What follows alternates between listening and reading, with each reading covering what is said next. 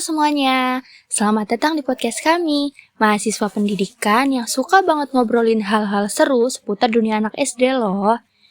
Hari ini kita akan bahas topik yang lagi rame banget nih, yaitu anak SD main TikTok. Boleh nggak sih?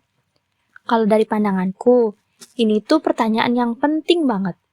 TikTok itu sekarang udah jadi bagian dari keseharian anak-anak. Karena mereka itu bisa nonton, bahkan bisa bikin konten sendiri. Tapi, apakah udah waktunya? Apakah mereka juga bisa menyaring kontennya sendiri? Nah, menurut aku, kalau tanpa pengawasan, ini bisa bahaya banget. Karena anak SD itu masih butuh arahan. Dan konten di TikTok itu gak semuanya ramah anak. Jadi, harus ada batasan dan pendampingan. Bener banget, tapi kita juga gak bisa loh langsung bilang gak boleh main handphone, gak boleh main TikTok. Soalnya kenapa? Karena banyak juga loh konten TikTok yang bisa diambil dari sisi positif dan juga edukatifnya. Ada guru yang mengajarkan matematika lewat TikTok, ada yang bikin eksperimen sains seru, bahkan belajar bahasa Inggris juga ada loh di TikTok. Masalahnya adalah siapa yang mengakses dan seberapa jauh kontrol dari orang tua terhadap anaknya. Kalau anak dibiarkan begitu saja, scroll TikTok bebas tanpa diawasi orang tuanya, nah, itu yang menjadi masalahnya.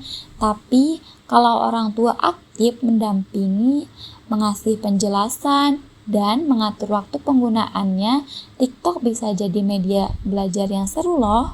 Nah, kalau kita lihat dari sisi psikologis dan sosial nih, ada hal penting yang juga harus kita perhatiin. Anak-anak SD itu gampang banget loh kebawa arus tren. Mereka bisa saja ikut challenge yang sebenarnya mereka nggak ngerti maksudnya apa, atau malah nonton yang sebenarnya belum cocok buat umur mereka. Nah, ini tuh bisa banget ngefek ke perilaku mereka, baik di sekolah maupun di rumah. Apalagi ya, di usia segitu pun anak-anak tuh lagi dalam proses banget buat nyusun identitas diri mereka. Jadi, kalau mereka terlalu cepat terekspos ke dunia maya, tanpa pendampingan yang pas, bisa muncul tuh rasa cemas, minder, atau bahkan ada keinginan buat viral tanpa mikir panjang soal akibatnya. Nah, makanya menurutku itu penting banget buat kita mulai kuatkan edukasi sosial itu dari sekarang. Nah, melalui literasi digital dari usia dini. Biar anak-anak ini nggak cuma bisa pakai teknologi, tapi juga paham gimana cara gunainnya itu dengan bijak.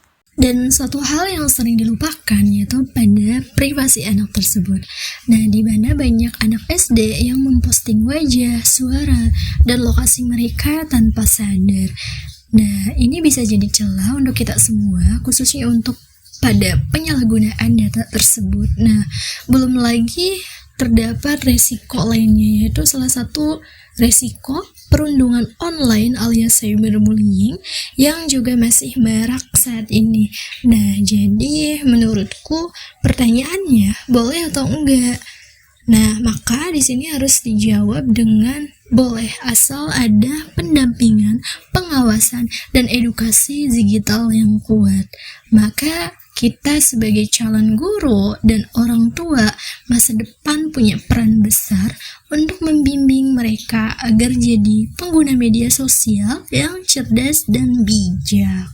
Nah, itu tadi pendapat dari kita berempat. Semoga obrolan ini bisa jadi bahan refleksi buat para guru, orang tua, dan kita semua.